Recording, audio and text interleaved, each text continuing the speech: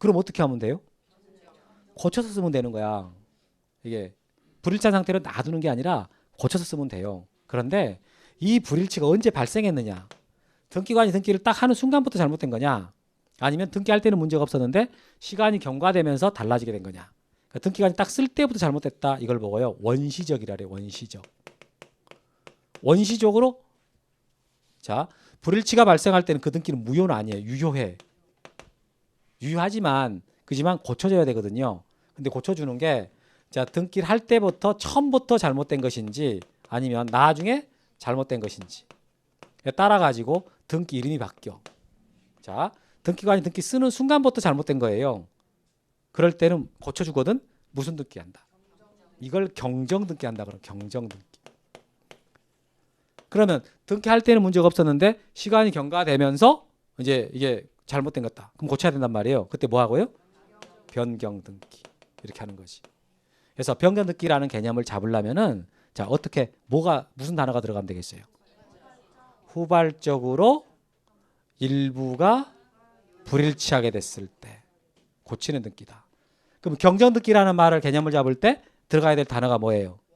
원시적으로 일부가 불일치하게 됐을 때 고치는 등기다. 그럼 말소 등기는 어떻게 하면 돼요? 말소 등기는 전부가 불일치할 때 지우는 등기다. 이렇게 하면 되는 거예요. 그럼 무엇과 무엇이 일부가 불일치하냐? 전부가 불일치하냐? 그 말 넣어주면 되잖아요. 그래서 자 말소 등기란 등기 기록과 실체 관계가 전부 불일치하게 됐을 때 이를 지우는 등기다. 그럼 변경 등기라는 것은 등기 기록과 실체 관계가 변경 등기는 후발적으로 일부 불일치할 때 시정하기 위한 등기다. 경정 등기는 등기 기록과 실체 관계가 원시적으로 일부 불일치하게 됐을 때 시정하기 위한 등기다. 이렇게 하면 되는 거예요. 오케이? 그래서 여러분들 이 개념이 지금 여기 써놓은 단어들 있잖아. 단어들. 이 단어 가지고 개념을 잡으면 되거든요. 딱 하나만 얘 들어보고 마칠게요. 예를 들어서 이 채권 최고액이 자 1억 2천이라고 써 있습니다. 근데 계약할 때 1억 2천이 아니었어요. 2억 1천이었어요. 2억 1천 이렇게 지금 계약을 한 거예요. 채권 최고액을. 이렇게 계약을 했는데 등기 딱 봐보니까 이렇게 나온 거지. 이렇게. 그러면 이 등기는 무효예요? 일단 유효고 고치면 되겠어요. 응? 다 전부가 불일치한 거예요? 일부가 불일치한 거예요? 다른 계약 주체나 담보 잡히는 부동산이나 다 동일하거든. 근데 금액만 잘못 써진 거잖아요. 그럼 고치면 되는 거야. 그 말소 등기 하는 게 아니라 변경 등기나 경정 등기를 해야 돼. 근데 이 등기가 지금 처음부터 잘못된 거예요? 나중에 달라진 거예요? 처음부터 잘못된 거죠. 이 등기를 하는 순간부터 잘못 써진 거 아니에요? 그럼 원시적으로 일부가 잘못된 거거든요. 그냥 무슨 등기를 해야 돼? 경정 등기. 그럼 무슨 경정 등기 하면 돼요? 근저당권 경정 등기 이렇게 하면 되는 거예요. 오케이? 그런데 자 처음에 1억 2천 맞아. 이거 제대로 썼어.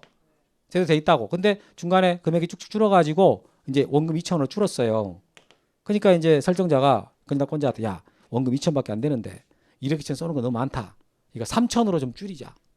그러니까 오케이 좋다 그렇게 했어. 그 둘이 계약을 한 거예요. 그럼 그때는 이제 뭐 해야 되는 거예요? 금액은 이렇게 써 있는데 나중에 채권 최고액을 3천으로 감액하기로 계약을 해버린 거잖아요. 그러니까 일부가 이제 달라지게 된 거야. 그때는 무슨 등기 해야 된다고요? 변경 등기. 무슨 변경 등기 하면 되겠어요? 근저당권 변경 등기. 자, 이 경정 등기하고 변경 등기라는 개념 알아듣겠어요? 경정 등기는 처음부터 잘못된 등기. 변경 등기는 나중에 잘못된 등기. 이렇게 되는 겁니다. 말소 등기는요.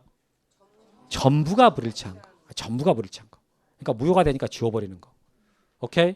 그래서 이런 개념들 처음에는 막 외우려 그럴 텐데 조금만 생각해 보면은요. 우리가 지금 자꾸 쓸 거거든요. 이제 앞으로 계속 쓸 거야.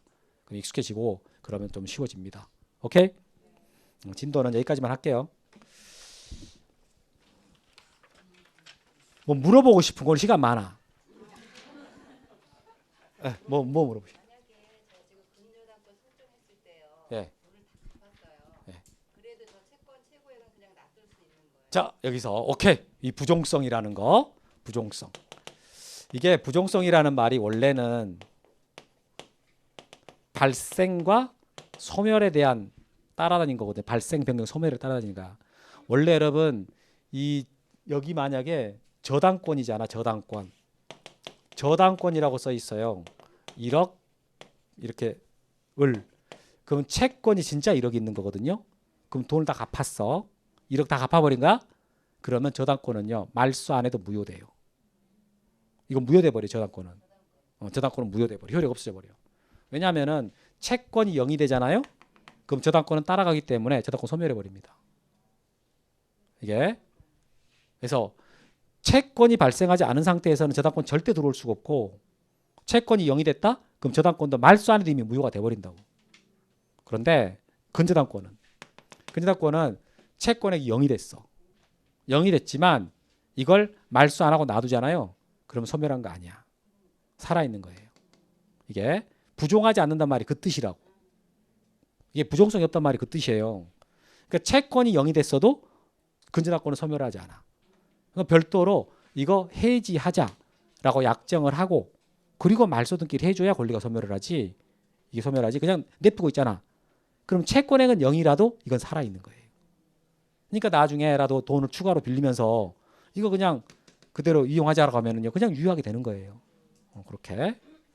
부종성이라는 말의 원래 의미가 그거예요. 발생, 변경, 소멸에 따라다닌다고. 이렇게. 또 다른 거. 네.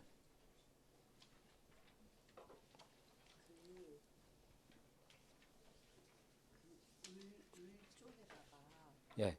첫 번째가 순위가 전세권이 1순위고 네. 소유권에 대한 저당권을 2순위로 잡혔을 때 예. 그 1순위 전세권에다가 1-1로 네, 이렇게. 근데 그 전세권에다가 1-1로 저당권 설정 가능하잖아요. 그렇죠. 그러면은 순위가 나중에 자, 여기 보세요. 뭐냐면 여러분 지금 전세권에 전세금이 3억이야. 그 B가 전세권 갖고 있죠. 그다음에 여기 전세권에다가 자, 1번 전세권에다가 저당권이 들어왔어요. 예를 들어서 5천만 원이 D한테 1-1번이라 쓰잖아요. 이 사람은 A하고는 아무 상관없는 사람이야. 이 사람이 돈을 받겠다라고 담보를 잡은 것은요. 전세금 3억이에요. 3억. 이 전세금에 담보를 잡은 거야. 그러니까 예를 들어 이게 만약에 경매로 팔렸다. 경매로 팔려가지고 건물이 한 4억에 팔렸어요. 4억에 팔렸어. 그러면은 이거 2억. 그러면 B가 전세권자 1순위로서 3억을 받아가죠. 전세금 받아가거든. 이게 안 나가고 살아도 되는데 하여튼 받아갔다고 쳐봐. 그럼 1억밖에 안 남았죠. 그럼 1억은 얘가 받는 거야. 얘가. 그럼 얘는 어디서 받냐? 이 전세금 3억 받은 거 있잖아요. B가 받은 전세금에서 얘가 받는 것이지 이 팔린 전세 이 경매 대금 있잖아요. 여기서 받는 게 아니에요. 응?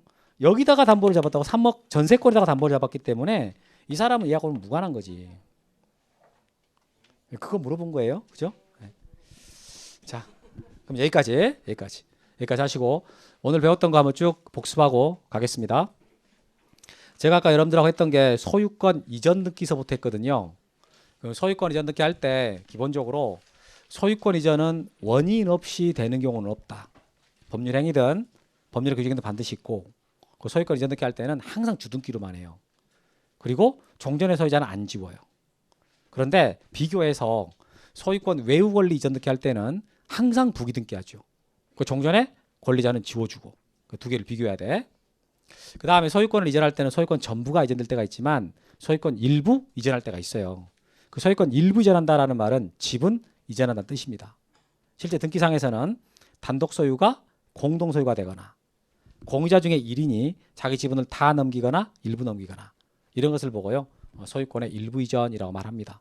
근데 그렇게 하려면 지분을 이전하는 거기 때문에 신청서에다가요. 이전할 지분 써줘야 되고 그게 등기부상에 기록이 되는 거예요. 다음에 소유권 원인 없이 이제 넘어간 경우 없는데 이게 매매가 제일 먼저 나옵니다. 그 매매로 인한 소유권 이전 등기에서 제일 지금 특징적인 게 실거래가가 기록되는 거거든요. 그 실거래가 기록되는 과정에 대한 설명을 했어요. 그래서 이것은 신청 정보에다가 거래가액을 기록해 줘요. 그리고 그 거래가액이 맞다라는 걸 증명해야 되기 때문에 거래계약 신고 필지 정보를 첨부해 줍니다. 이렇게. 그리고 이제 이 부동산 매매 목적물이 2개 이상이거나 1개라 하더라도 매도인도 여러 명, 매수인도 여러 명이면 매매 목록이라는 걸 제공해 줘야 돼요. 그럼 매매 목록이 제공이 됐을 때와 제공 안 됐을 때 실거래가 기록하는 방식에서 조금 차이가 있는데, 자, 매매 목록이 없는 상태예요. 그러면 그냥 갑구의 권리자 및 기타 사항란에다가 금액 얼마다라고 쓰면 돼요. 근데 매매 목록을 제공했어. 그러면은 갑구의 권리자 및 기타 사항란에는 매매 목록 번호를 써요. 그 매매 목록을 따로 빼가지고 거기다가 거래가액과 부동산의 표시를 써주는 거지. 이런 게 아까 매매와 관련돼서 우리가 봤던 것이고, 그 다음에 상속으로 인한 소유권 이전 등기를 봤었는데, 이 상속의 경우는 아무 말씀하지 않고 갑자기 돌아가셨을 때입니다. 그럼 의사표시가 전혀 없는 상태로도 이게 효력이 발생하기 때문에 이건 법률의 규정이란 말이에요. 그럼 이 상속 등기할 때는 상속인이 아무리 많아도 상속인들이 단독 신청한다 이렇게 말을 해. 그리고 상속 등기할 때 제일 큰 특징은 반드시 전원 명의로 한다. 상속인들 전원이 다 가서 신청하는 건 아니에요. 혼자 가도 상관은 없어. 그러나 반드시 전원 명의로 해야 돼. 그래서 상속인 1인이 자기 지분만 해달라고 신청한다거나 또는 상속인 중에 한 명이라도 빼놓고 신청한다? 그럼 각하예요. 2호 위반 각하야. 2호 위반. 반드시 전원 명의로 해라. 이렇게. 다음에 뭐 나머지는 됐고, 이제 유증으로 갔는데, 유증은 이게 단독해 법률행위입니다. 내가 죽으면 어떻게 해라라고 의사표시를 다 해놓고 그리고 사망을 하면 그때 효력이 발생하는데, 계약은 아니에요. 종류는 2개가 있어. 포괄유증하고 특정유증. 특정유증은 부동산을 딱 정하는 거야. 이 부동산을 누구 줘라 이렇게. 근데 포괄유증은 전체 다 주거나 또는 지분으로 주거나 내 전재산 줘라 또는 2분의 1을 줘라 이런 식으로. 그러면 이 유증으로 인한 등기할 때 구조가 어떻게 될까? 누가 주체가 될까라고 할 때 보면은 할아버지, 자식들, 손자. 할아버지가 손자한테 줘라 이렇게 썼습니다. 그때 할아버지가 유증자, 손자가 수증자, 자식들이 상속인.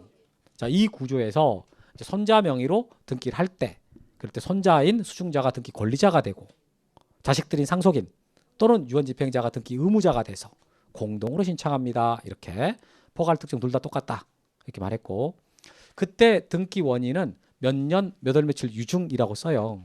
그때 그 원인 일자를 이게 사망한 날을 써주면 되는데, 만약 조건이나 기한이 붙어 있다 그럼 조건 성취일 또는 기한 도래일을 씁니다 이런 말 했어. 이 유증으로 인한 소유권 등기 할 때 제일 큰 특징이요, 상속 등기를 안 해요. 안 하고 바로 넘어가는 거야. 바로 넘어간다. 그리고 이제 효력은 언제 발생합니까와 관련돼 가지고 이게 포괄 유증은 상속이랑 똑같이 사망하면서 바로 효력이 발생해요. 특정 유증은 등기가 돼야 효력이 발생한다 이렇게 봤고, 다음에 진정 명예회복을 위한 소유권 이전 등기 이걸 봤어요. 근데 이 말은 일단 말을 그대로 해석할 줄 알아야 돼.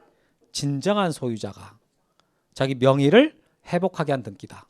이렇게 그 말을 그대로 해석하고, 이게 나오는 상황 원래는 말소 등기할 상황인데 그렇게 하지 않고 이전 등기할 때 그때 원인을 진정 명의 회복이라고 합니다. 그래서 아까 제가 이거 설명하면서 소유권이 A, B, C로 넘어갈 때 만약에 B도 무효고 C도 무효다라고 할 때 그 말소하는 방식에 대해서 얘기했잖아요. 그거 잘 기억하셔야 됩니다. 소유권은 절대 중간에서 못 지우고 지워서 올라와야 된다. 그거는 오늘 주 내용에서 빠져 있었지만은 꼭 알아야 될 내용이에요. 그래서 이제 이 진정 명예회복을 위한 소유권 이전 등기는 신청해야 됩니다. 공동으로 신청하는 거예요. 진정한 소유자가 등기 권리자가 되고 현재 명인이 의무자가 돼서 공동으로 하는데, 현재 명인이 말을 안 들어버려.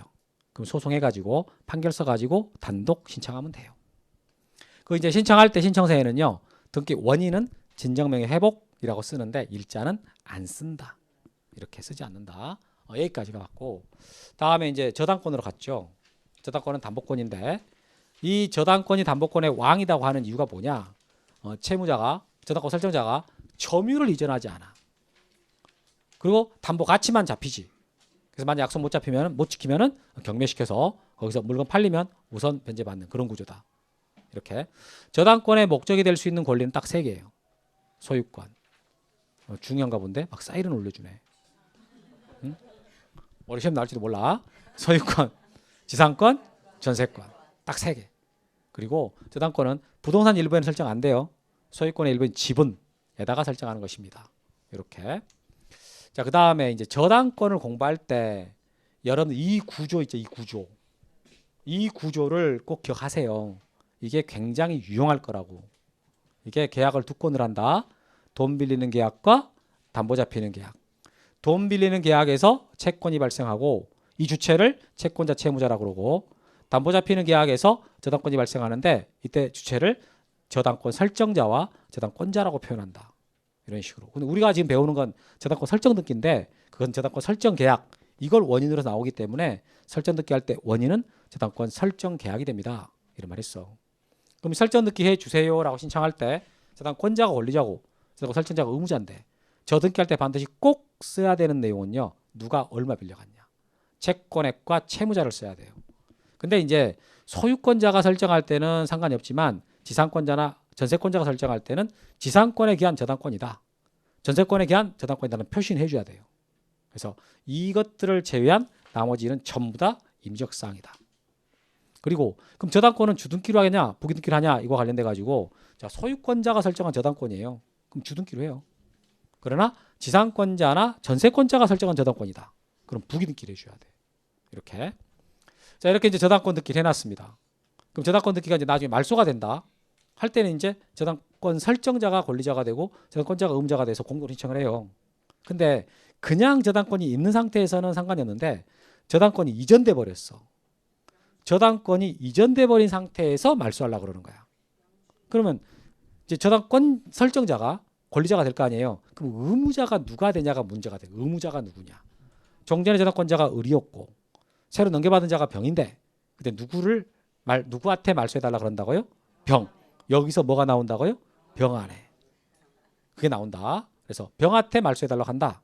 대신에 을은 이제 빠졌잖아요. 그럼 몇 번을 말소해달라고 하느냐? 주등기인 설정 등기. 주등기인 설정 등기를 말소해달라 신청하면은 이전 등기인 부기 등기는 직권 말소됩니다. 이렇게 이 구조를 좀 기억하세요. 자, 그 다음에 이제 저당권과 됐고 근저당권으로 넘어왔습니다. 근저당권은 뭐 계속적 거래 관계에서 증감 변동하는 불특정 다수의 채권을 결산기 일정 한도까지 담보하는 저당권입니다. 뭐 이렇게 말이 나와요. 근데 그 말이 너무 어려우면 그냥 제일 큰 특징 부종성이 완화된 저당권이다. 그래서 저당권이 활용이 안 되는 이유, 채권을 너무 따라다니기 때문에 불편해서 그러는 거예요. 그래서 그 성질을 없앤 거야. 그래서 나오게 된 저당권이 근저당권인데 대신에 근저당권도 저당권이라는 것은 변함이 없는 거예요. 근저당권도 저당권이니까 특수한 저당권인 거지. 그럼 이거 등기할 때는 채권액이 아니라 채권 최고액이라고 써요. 채무자는 그대로 쓰고. 근데 채권 최고액을 쓸 때 채무자나 채권자가 여러 명이야. 그때 나눠서 쓰는 게 아니라 단일하게. 구분하여 쓰는 게 아니라 단일하게. 이렇게 쓴다. 그 최고액 안에는 이자가 포함됐기 때문에 이자 쓰면 안 돼요. 그렇고 채무자를 그냥 채무자라고 써야지 뭐 연대 채무자라고 해서 연대라고 쓰는 거 아니다. 이런 거. 오늘 이런 것을 배우셨어. 오케이.